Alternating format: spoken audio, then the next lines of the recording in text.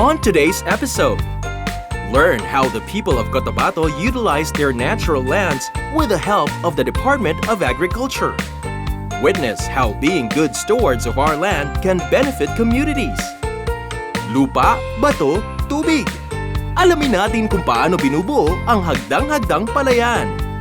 Akyatin ang mga susunod na hakbang sa paggawa ng hagdang-hagdang palayan. Yes, you are not mistaken. The majestic rice terraces of the Ifugaos can now also be seen in Mindanao. Witness the first ever rice terraces in Arakan, Cotabato.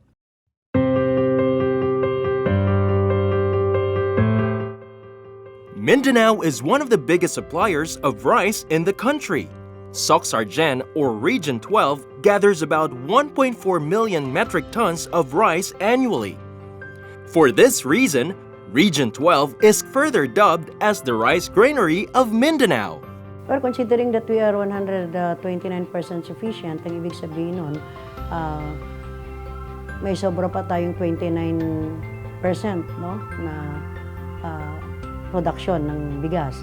Kaya tayo ay nakakapagdala sa iba-ibang rehiyon na kinukulang ng bigas, katulad ng Zamboanga, even Manila at Davao.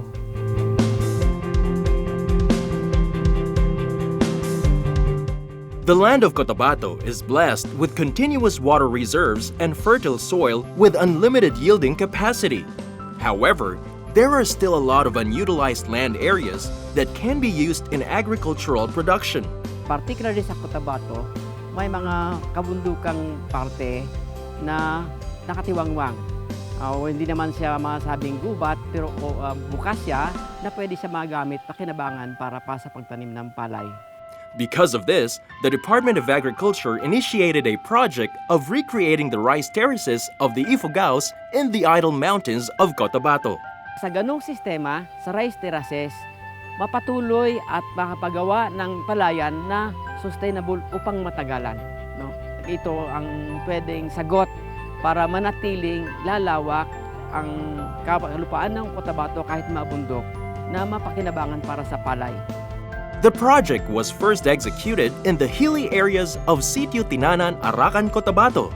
With the area having fertile soil and abundant water resources, the establishment of the first rice terraces in Mindanao was found suitable.